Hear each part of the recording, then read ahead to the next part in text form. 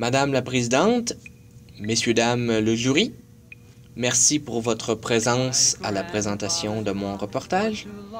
Je me sens très fier aujourd'hui de mettre en lumière un travailleur dans l'ombre qui a été un professeur, un peintre, un amant, un mari et un père, mais surtout un homme.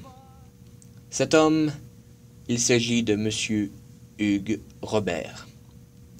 Si je peux affirmer aujourd'hui, devant vous, bien connaître Monsieur Hugues Robert, je ne pourrais jamais bien entendu dire que je le connais dans toute son entièreté. Je n'ai pas vécu son époque, ni évolué au sein de son réseau social. Et sûrement qu'il y a des choses qu'il ne m'a pas dit. Peut-être parce qu'au fond de lui, il y a des vices cachés, des choses qui sentent l'inavouable qu'il n'ose pas partager. Et c'est correct parce que des vices cachés, des secrets, nous en avons tous. Que savons-nous vraiment des gens que nous croyons bien connaître? Hugues Robert et moi sommes rencontrés dans des drôles de circonstances. Je l'ai connu pour la première fois en décembre 2016, alors que j'étais en train de faire mon examen de photo d'architecture. Je me promenais sur la rue Saint-Sauveur lorsque j'ai croisé un vieil homme portant un béret et un manteau troué comme des morceaux de gruyère. On s'est salué du regard, mais sans plus. Et à un moment donné, je me suis arrêté brusquement. Sans savoir pourquoi, j'ai fait demi-tour. J'avais mon intuition qui me disait de revenir sur mes pas. Le vieux monsieur était toujours sur le coin de la rue, en train de piétiner sur le trottoir. Je me suis rapproché de lui, tout en prenant des photos d'architecture. Et c'est à cet instant qu'un premier contact s'est créé et qu'on a échangé sur les courants artistiques, la peinture, la photographie, et que de ce fait même, il m'a fait visiter son atelier. Puis quand j'ai découvert ses toiles, les bras me sont tombés littéralement à terre. Dans ma tête à moi, je me suis dit « Aïe aïe, je suis tombé sur un Picasso, un Van Gogh québécois. Ses peintures, c'était du même calibre. Puis des toiles, il y en avait partout, là, sur le plancher, sur les murs, sur le plafond.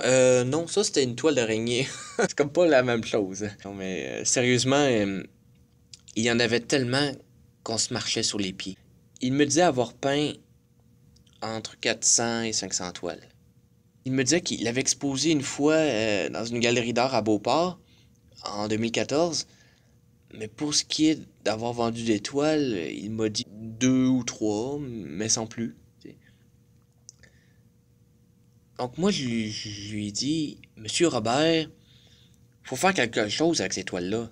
Il faut les exposer dans des musées, des galeries d'art, que le grand public puisse avoir la chance de découvrir le talent insoupçonné que vous avez. Donc là, c'est tout simple. Lui, en m'écoutant, les bras lui sont tombés à terre.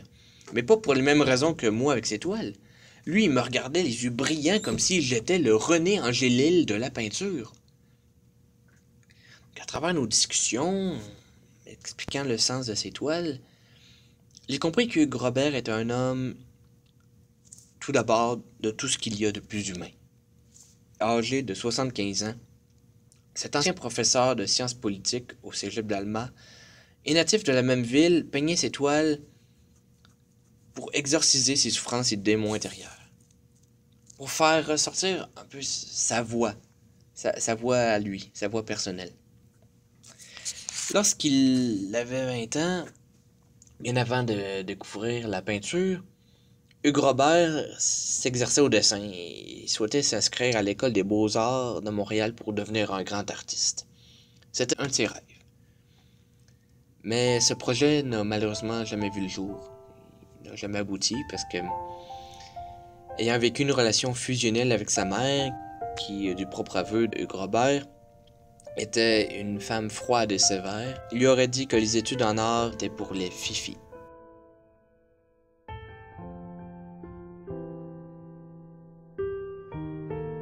Sa relation toxique avec sa mère et l'absence d'un père aux subséquentes femmes de sa vie qui sont entrées et sorties de son existence, les peintures d'Hugues Robert sont le prolongement de son regard. Ils témoignent de ses influences pour les grands artistes, à l'esprit confus et agité qu'étaient Vincent van Gogh, Picasso et Modigliani. On ressent également son amour des femmes, dont il appréciait énormément le contact, la douceur aussi. Hugues Robert cherchait sa mère à travers les femmes qu'il a côtoyées pour combler le manque affectif et compassionnel dont il a souffert.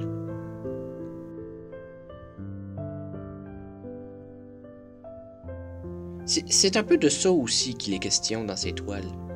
La souffrance due au rejet de l'autre, le rejet des femmes surtout. La souffrance physique également. Hugues Robert, malgré 4 hernies discales, peint encore.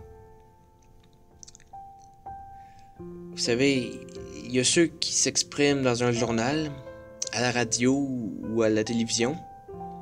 Hugues Robert, lui, s'exprime par le biais de la peinture. Son histoire me touche beaucoup.